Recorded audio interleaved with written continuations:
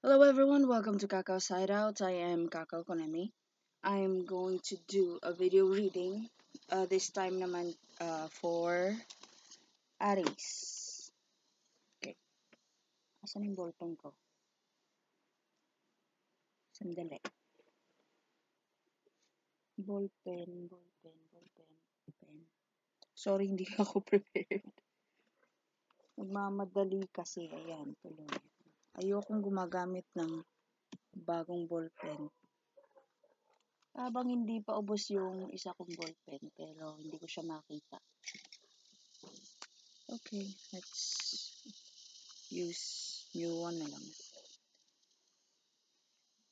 Okay, for Aries, this is going to be a general reading. So, kung hindi po nagre-resonate, huwag pong pilitin. Maybe sa ibang um, tarot readers po nagre-resonate yung message na para sa inyo. So, don't hesitate to search for other YouTube readers. Marami po kami. Anyway, this is going to be a general read for Aries na singles in a relationship tsaka finances. And if ever gusto nyo po ng personal readings, um, in the description box, nandun po yung link ng Facebook page ko. You can send me a private message. And ano pa ba?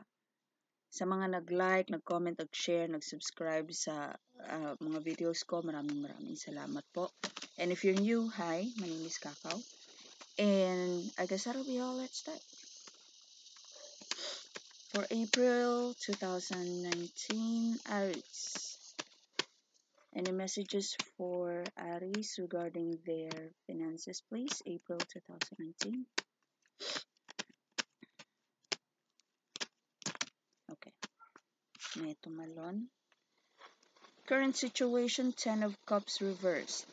So, nasa point ka na ina-analyze mo lahat ng naibigay mo, kung nakukuha mo ba lahat ng effort or money or affection or time na binibigyan mo sa iba. Kung patas ba. So, in this case, mukhang ayaw mo ng yung siguro may namimihasa sa tabi-tabi. So, ayaw mo na ng ipagpatuloy yung ganun. So, let's see. Ang advice sa'yo is Wheel of Fortune reversed. So, I'm sensing an indecision here. Meron kang yung alam mong lugi ka sa effort, sa time, sa money. Yung ikaw lang yung laging bigay ng bigay, hindi wala kang nakukuhang emotional fulfillment from the other party, may it be a partnership or a group of people, family or friends perhaps. Pero I'm sensing na kapag kinonfront mo naman, o kapag pinoint out mo naman na ba't ganito, ako na lang palagi yung bigay ng bigay, ako na lang palagi nag-e-effort, ako na lang palagi nag-exert ng ng effort to settle things. Tapos pagdating sa iyo walang pakialam ang tao. Pero na merong ako nasisense na hesitation kasi baka kapag kinonfront mo or kapag nangwenta ka, merong change na mangyayari na hindi ka prepared. I'm sensing Aries, ito yung kasi most ng mga Aries na kilala ko sila yung kunwari ayaw nilang mabother, kunwari ayaw nilang sila yung tinatakbuhan, pero once hindi mo na sila nilalapitan for emergencies, nagwo-worry din yung mga yan kasi feeling nila hindi na sila importante.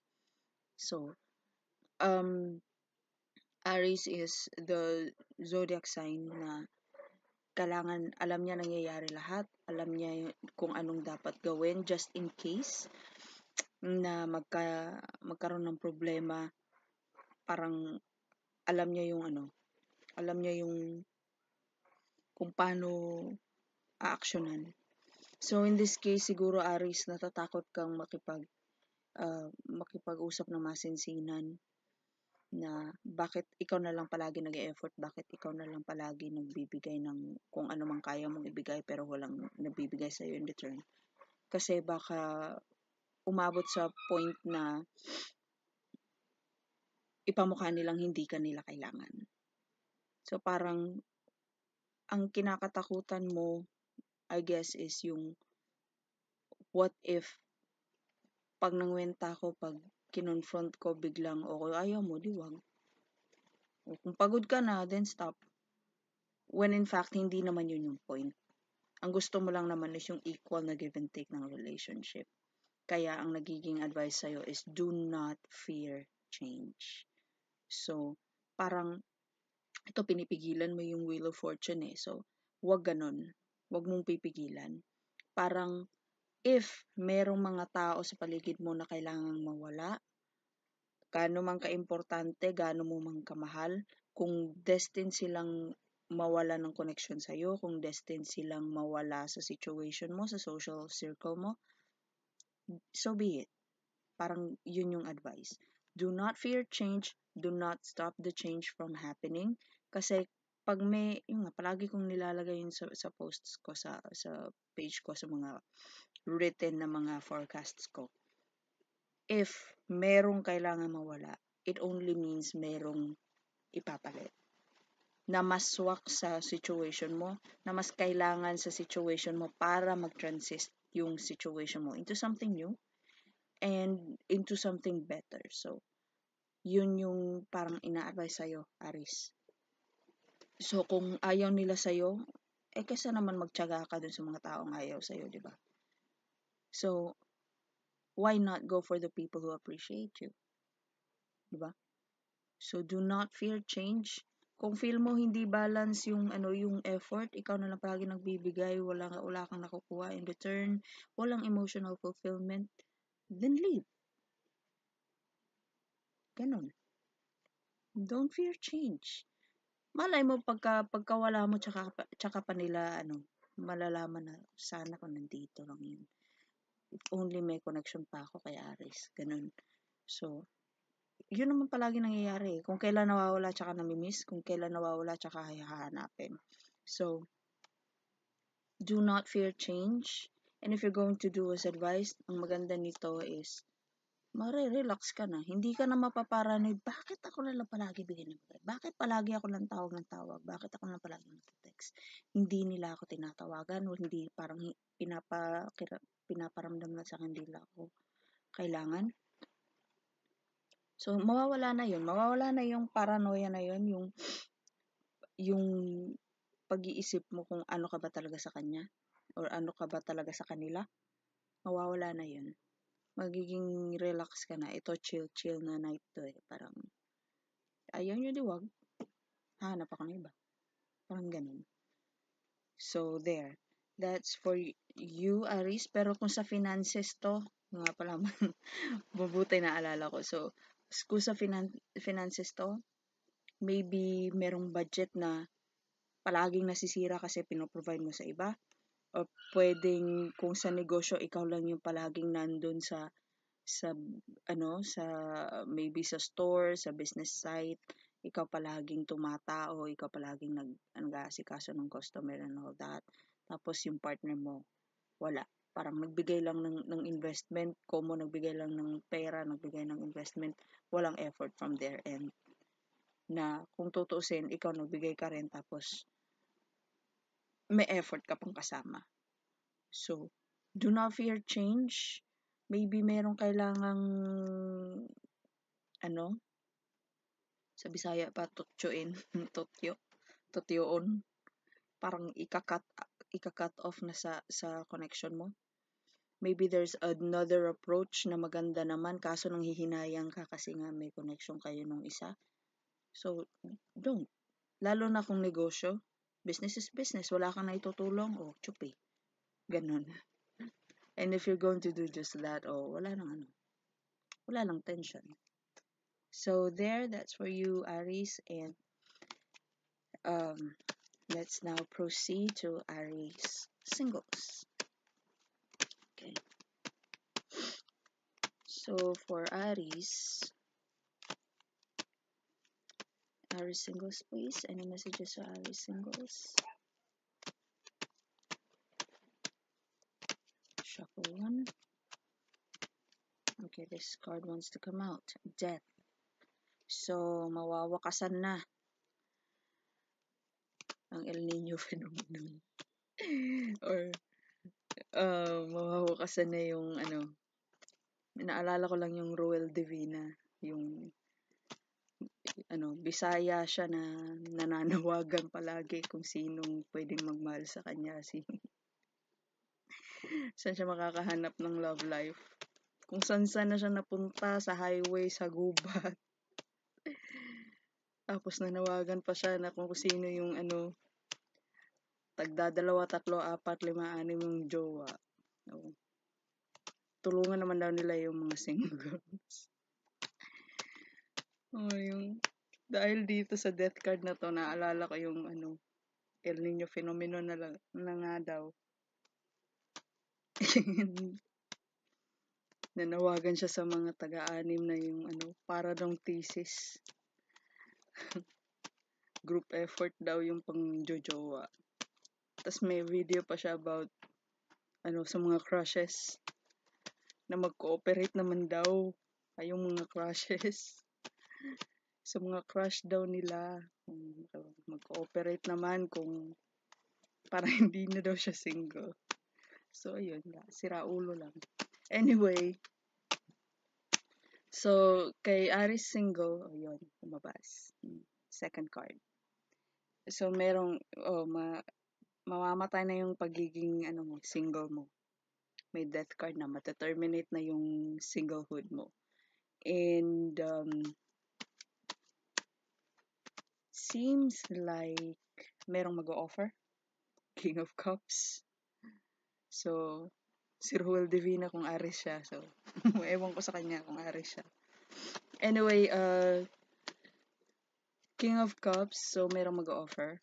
And this person is yung emotionally mature. Alam niya kung gusto ba niyang isang tao.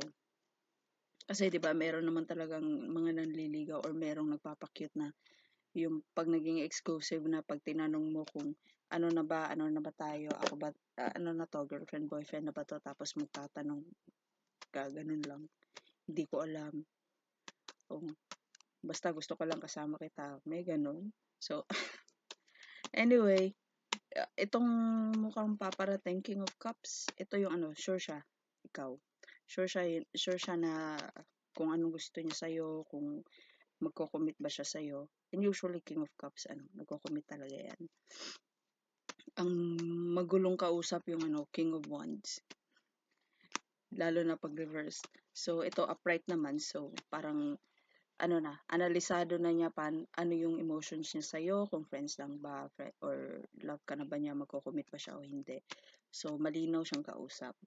Ang danger lang with King of Cups is possessive, seloso, emotional. Although, pag upright siya, seloso siya pero kontrolado niya. Hindi siya yung nagtatantrum kasi nagselos. Siya, yung parang nagseselos siya pero magtatanong.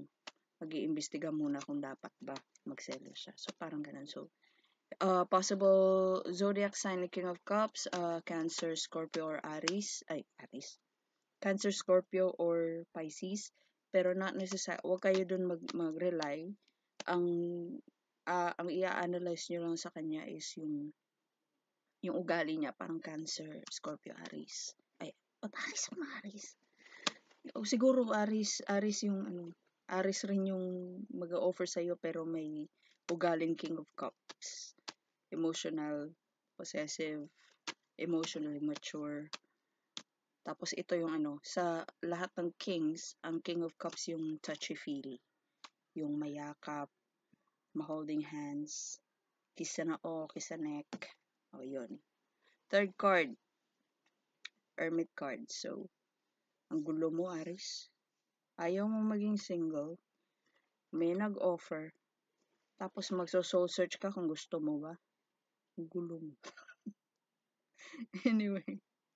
So, yun ang Yun ang nakikita ko. So, mawawala possible na meron ng nag-o-offer, mawawala na yung pagiging single, mawawakasan, magkakaroon na ng kamatayan yung pagiging single / El Nino phenomenon mo. And merong mag-o-offer na magbibigay ng emotional fulfillment. And ito yung nakakainis. Ano pang iso-soul search mo? O siguro magso-soul search ka kasi ayaw, parang ayaw mong ayaw mong mataranta na na porke may nanligaw, sasagutin mo na. Siguro ganun ka dati. Tapos ngayon gusto mo yung talagang sure ka na sa sarili mo kung gusto mo ba tong taong to o hindi. So there. Bottom of the card is Ten of Swords, upright. So maybe there is a suspicion na merong betrayal on the surface. Pwedeng nagbabalik yung mga past na relationship, niloko ka, so baka natatakot kang lokohin ulit. So, maganda rin na Hermit card. Yung magsa-soul search ka, magpe-pray ka, kakausapin mo sarili mo, Diyos, yung pinaniniwalaan mong Diyos, to make sure na kung gusto mo bang pasukin tong commitment na to or hindi. Pero at least may possibility na mawala na yung ninja phenomenon. Anyway, that's for you, Aries singles. And 16 minutes. Okay, for Aries in a relationship, let's ask the cards. Aries, sandali lang. Atat? Daming tumilapon pero face down. I'm going to put it back. Ace of Cups, Lovers reversed, Page of Cups, Five of Pentacles, Tower moment, a World card, Six of Swords, King of Wands, Five of Cups, and Six of Cups reversed. So, let's see kung alin doon ang babalik. For Aries people in a relationship, any messages please? For April 2019. Aries singles please for Aries in a relationship please for April 2009. Okay, si partner mo gustong mapag-isa. Queen of Swords. Yan yung energy niya, yan yung situation niya. Gusto niya mapag-isa, gusto niyang i-cut off yung mga walang kwenta, maybe situation or tao. And sa part mo naman, Aries, Ten of Cups reversed. So, ito yung parang yung kanina lang sa finances mo. Feeling mo ikaw lang nag-exert ng effort, feeling mo ikaw lang yung nagbibigay ng effort to make the relationship work. So in this case, Queen of Swords siguro may personal goals siya na siguro yung yung hindi ka muna kasama or mas mafulfill niya or mas magiging fulfilling para sa kanya if hindi mo siya tutulungan or yung siya lang yung mag-exert ng effort.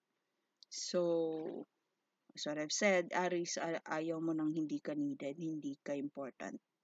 Ikaw yung pinaka-egotistic na zodiac sign. So in this case, maybe may tampuhan na alam mong kaya kang mai-provide pero hindi ka hinihingan ng tulong.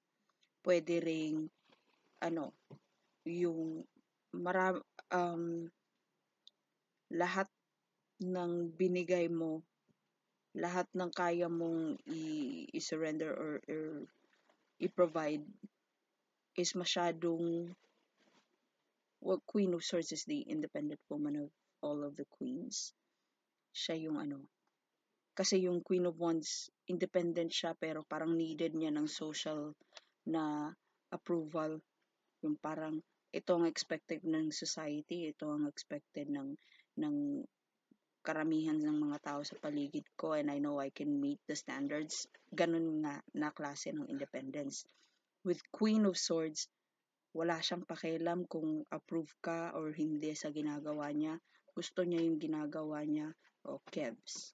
Ganun yung Queen of Swords. So in this case, it seems like Aries, si partner mo is aiming to uh, accomplish something on his or her own lang. Maybe siguro lang, personal goal lang na gusto niya lang ma-fulfill na siya lang. Tapos marami kang gustong i-provide, or maybe may na-i-provide ka na parang hindi swak sa gusto niya or hindi swak sa plans niya. And ang Queen of Swords is wala siyang pakialam kung masaktan ka o hindi. Pag-cut off yung suggestions, yung provisions or anything. Pagka hindi niya kailangan, talagang huwag kang mangialam. Period. Parang ganun. So, in this case, maybe yung energy mo rin, Aries, is more on, alam niyo yung ugali mo, Aries, na ito na lang kasi, ito lang kaya natin, ito na lang kasi yung ipipilit mo na, ito na lang kasi, ito yung maybe nakasanayan mo, maybe afford mo, maybe kasi may gusto kang tulungan na pwedeng siya mag-provide, or meron kang gustong tulungan na pagbilhan, tapos ipupush mo na doon na lang tayo bumili, doon na lang tayo kumuha kasi kilala ko siya, kasi ganito, ganyan, ganyan. Tapos yung partner mo wala kang pakialam, hindi ko gusto yung pinoprovide mo, hindi yan yung kailangan ko, hindi yan yung gusto kong gamitin for this particular goal. Huwag kang mangialam.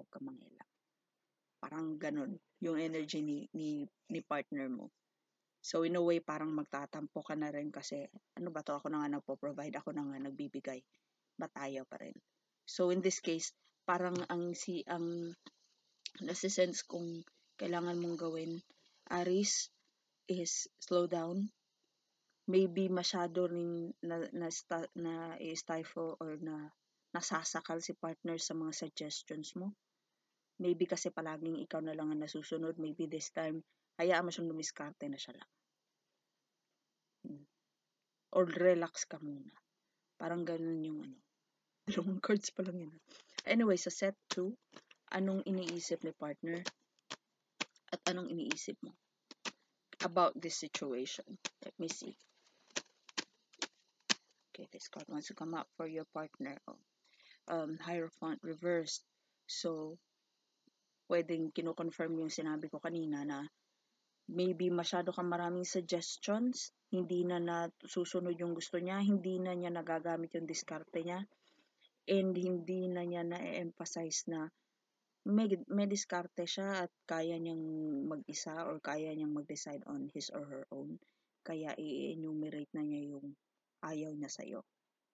Ito yung naiisip niya, yung parang, what if sabihin ko kaya kay Aris na ganito, ganyan ang ayaw ko. Ang mabuti dito is mindset pa lang. Nasa isipan pa lang ni partner na i-confront ka or i-enumerate yung mga ayaw niya sa'yo. Let's see kung gagawin ba niya. Pero in your case, mindset mo about this is Five of Cups reversed. So may sadness kasi may slight rejection, may slight na iniisnab ka, or pwedeng ikaw lang yung nagbibigay ng effort pero hindi binabalik. Pero at the same time, Five of Cups is compensation. Maybe ang magiging compensation nito, yung ini-ignore ka kasi gusto niyong dumiskarte mag-isa, so you have time for other people naman. Or pwedeng ang compensation nito is nagpo-provide ka, nagbibigay ka, pero ini-snub naman, hindi naman, wala kang naririnig na if nagustuhan ba or if gagamitin ba yung provisions mo or if welcome ba yung pinoprovide mo or yung effort mo. So, ang magiging compensation nito is parang nabigay ko na lahat, so pahinga muna ako. Hindi mo naman ina-appreciate yung binibigay ko. So parang since hindi mo ina-appreciate yung binibigay ko, so I might as well take a rest, leave, or maybe have time and have fun with other people muna. So parang yun yung naiisip mo, Aris. Ganun naman talaga yung Aris. Ayaw mo duwag, edi inuman mo na kami. Parang ganun. So, let's see kung anong gagawin ni partner about this situation.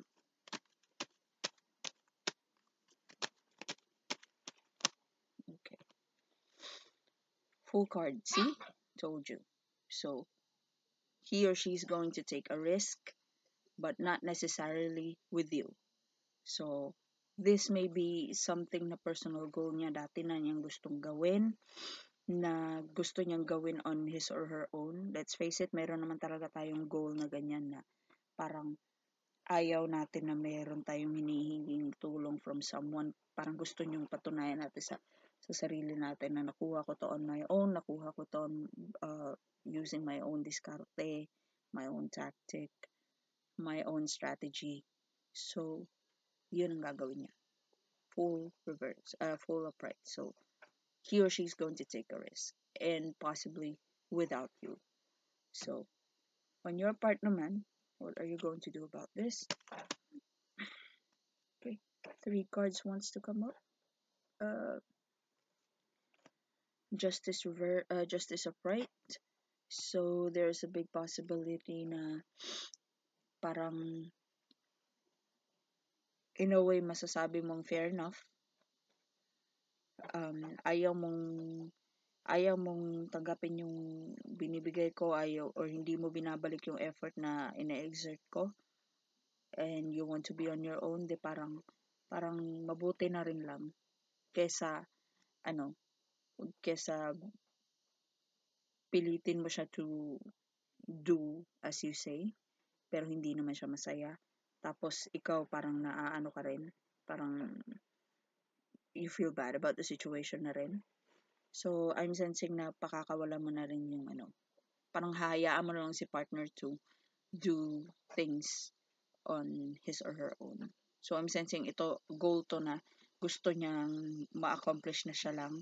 Tapos, ang dami mong suggestion ng gulo mo. Ang dami mong gustong diskarte na So, maybe dati nasusunod ka palagi. Maybe this time, ito yung talagang hindi, parang unnegotiable na goal. Na pagdating dito, hindi ka pwedeng mangialam. Ako dapat tatapos. Ako dapat ko kumpleto. So, gagawin niya, and it seems like hahayaan mo rin naman siya. Pero ang mutual goal yung dalawa is the devil upright. So, parang to, well, clarifying card, no? Tumilapon din tayo. So, 4 of Cups. Let me see. Anong connection nito? Sandali na-blanco ako eh.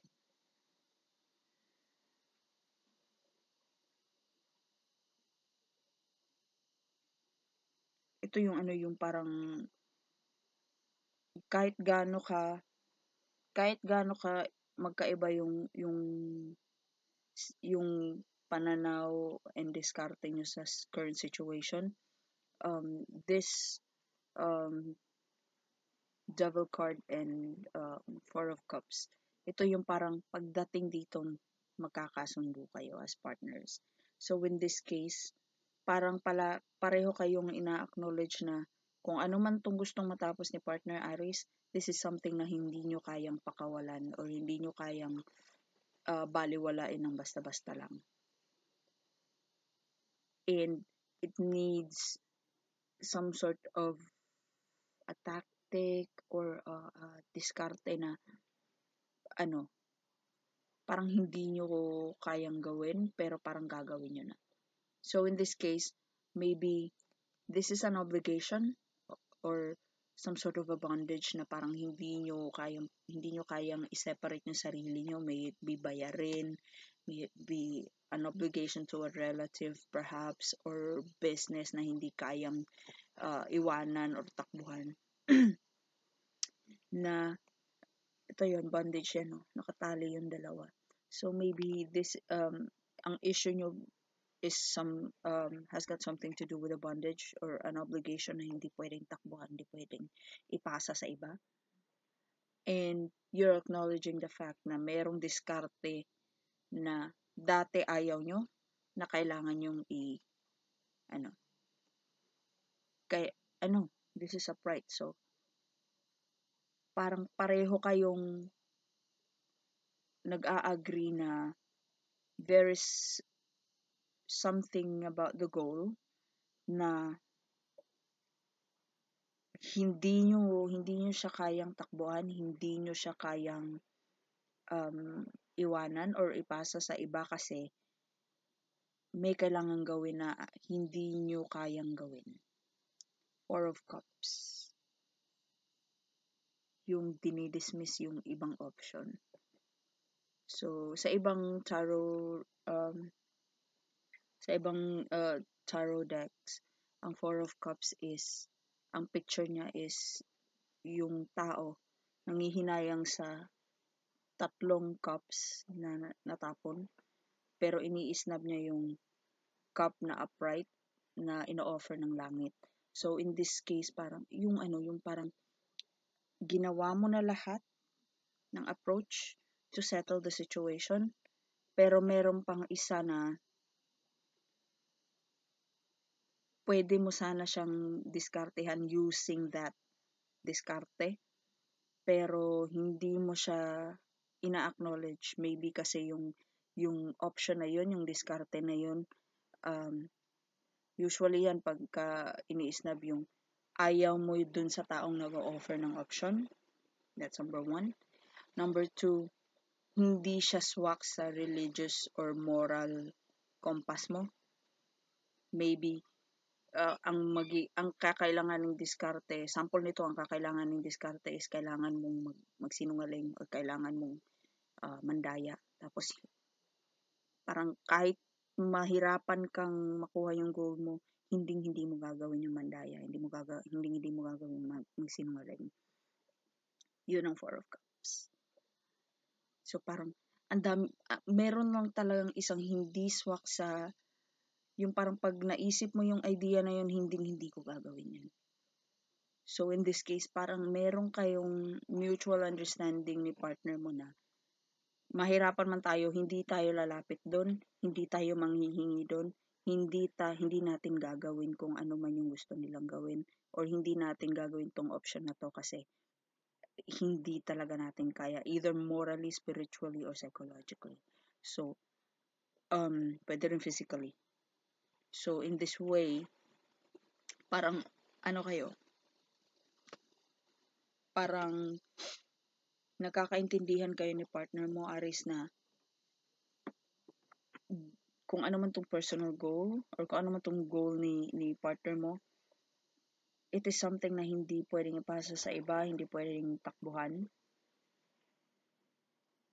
Kasi merong isang bagay na kailangan gawin na hindi nyo kayang gawin.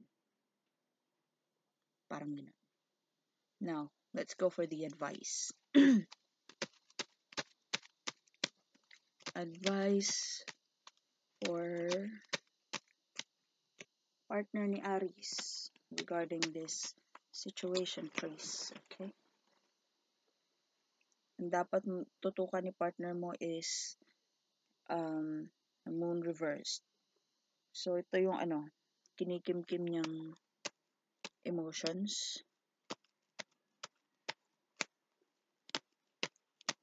Anong dapat niyang itanim sa kokote niya about this is Ten of Swords.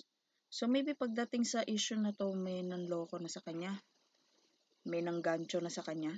Kaya gusto niya, pag pinasok niya to or pagtatapusin niya to, walang ibang makikisawsaw para hindi magulo yung isip niya kung lolokohin ba siya or hindi. And what he or she needs to do. Okay. think of, ano, consider the partner. Kasi may three of swords.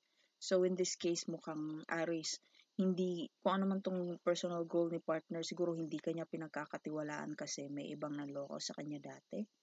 Which is unfair on your part, na iba may kasalanan, ikaw masisisi, ikaw mapagbubuntungan. So, ang advice sa kanya is to acknowledge yung kinikimkim niyang maybe galit na nagmula sa betrayal ng iba. Kaya what he needs to do is consider the partnership because maybe nag-i-induce siya ng heartache sa'yo. So, there, parang in a way, ina-advise na si partner huwag siyang maging Queen of Swords na cut off na ano, maging totally dismissive sa efforts mo. So at least parang sinasuggest ng cards or ina-advise ng cards kay partner mo to be considerate sa feelings mo. Lalong-lalo na kung yung suspicion niya is galing naman sa panloloko ng iba. So there, pwede ring another scenario rin is maybe meron siyang suspicion about you, Aris. Yeah, as in you specifically, na hindi niya lang kayang, hindi ka lang niya kayang prangkahin, na may duda siya, na may gusto siyang malaman, na may gusto siyang klaruhin, kasi hindi niya kaya, kasi yun nga, partner ka eh. Tapos, kailangan niyang isipin na maybe there is someone outside the partnership na nanggagatong or nagtitrigger ng suspicion niya. Maybe he or she needs to at least investigate kasi this is betrayal eh, backstabbing eh. So baka akala niya ikaw yung nangloloko tapos hindi ka lang niya kayang i-confront. Tapos merong someone outside the partnership na nanggagatong na ay nako, partner mo lang ang tumatalo sa'yo, parang ganun. So at least ang advice sa kanya is to acknowledge the the two of wands, the partnership. Ang two of wands, pag upright, merong someone outside the partnership na tumutulong. And if it's reversed, merong outside the partnership na nanggugulo. So this is upright. So maybe you need, your partner needs to talk to someone na pinagkakatiwalaan yung dalawa to mediate about this issue. Kasi may betrayal eh. So baka merong nanggagatong talaga na ano. Kaya ka dinidismiss ni partner kasi merong nanlilibak, parang ganun. And then, yun nga, kasi may heartache siyang dinadala for you by closing out or by closing out his or her thoughts about you. So take it however it resonates. So either dinidismiss ka ni partner mo, Aris, kasi mayroong betrayal from the past na ayaw niyang maulit, na mas mabuting tapusin niyang mag-isa ko yung personal goal niya kaysa magduda lang siya ng magduda kung lolokohin mo ba siya or hindi. Or scenario 2, merong dinidismiss ni partner yung tulong mo, yung effort mo, kung ano man yung binibigay mo kasi merong nalilibak sa'yo, merong nanggagatong ng suspicions niya. So, there, take it how it resonates. So, on your part naman, Aris, ang maganda mong gawin is, okay, 7 of Swords. Mag-focus ka dun sa panloloko. So, maybe,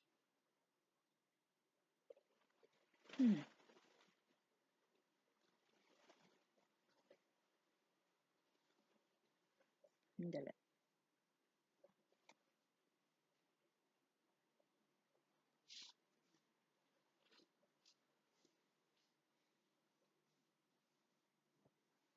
But ikaw tong may 7 of Swords. 7 of Swords is swindling, lying, thieving. So, ano to?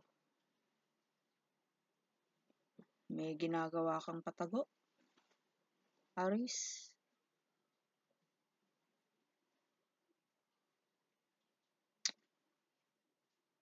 So, I'm sensing two scenarios here then. Scenario 1, here are the cards. Kailangan mong mag-focus dun sa tinatago mo or hindi mo dinidisclose. Ang kailangan mong isipin is 7 of Wands. Maybe this is needed to be hidden. Tapos ayaw mong booking. This is what you need to do. What you have to bear in your mind is don't give up about that thing na hindi mo sinasabi. And what you need to do is 9 of Pentacles and Queen of Wands. So parang what you need to do is focus on your money, focus on accomplishing something na papatapos na, and be confident na kaya mo siyang tapusin. Scenario 2, maybe alam mong niloloko ka or merong nanloloko or merong something around you na hindi dinidisclose, and in this case, ang katapat na card is yung Moon reverse ni partner mo. So maybe you need to focus on kung ano mang kinikimkim niya. If you know na there is something na kailangan yung masettle, kailangan yung pag-usapan kasi hindi nilalahad, yung parang hindi yun nga, hindi nilalahad out in the open. Yun yung kailangan mong i-focus, and do not give up to look into the situation. Ang katapat nito is yung 10 of Swords ni partner mo. So maybe you should not give up dun sa kung ano mang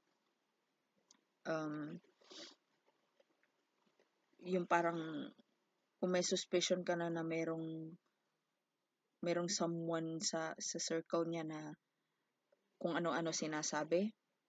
So maybe you should investigate kung ano bang naririnig niya sa paligid, parang ganun. And what you need to do is be confident, lalo na kung wala ka naman talagang ginagawang masama. Is to be confident na kung ano man yung dapat i-accomplish nyo. 9 of Pentacles is accomplishment. Within the partnership is kaya mong tapusin. And in this case, I think the suspicion and the non-disclosure kind of situation has got something to do with money or documents regarding money. Kasi maraming swords. So, kung feeling mo pinagsususpetsahan ka, Aries, tapos wala ka namang ginagawang masama, talk it out, communicate. And, yun. If kailangan may mag-mediate sa inyong dalawa to calm things down or to, be in between you and your partner, para mas maging klaro, then do it. Okay, possible outcome if the two of you are going to do as advised, 4 of Wands. This is good. So this is domestic happiness, happy interaction within the household, prosperity within the home. Second possible outcome is ma-address yung emotional immaturity. In this case, more ni partner than you. So, kung ano man tong bumabagabag sa loob mo or sa loob nyong dalawa, parang ma-acknowledge na. Possible outcome number 3, 4 of Pentacles. So, there is something na ayaw pakawalan. Maybe pride, maybe, well, Pentacles is, money rin. So, maybe mayroong tangible na gamit na bagay na vital para matahimik yung isa na parang bibitawan na lang para wala nang gulo. So, there. That's the case between you and your partner, Aries. So, anyway, this is a general read. If you would like to have a personal reading, just contact me on my Facebook page. That'll be at the description box below. And if you like that video, please like, comment, share, and subscribe. And for all of my subscribers, maraming salamat po. And if you're new to my channel, hi, my name is Kakao. And I guess that'll be all. Thank you so much for watching and have a good one.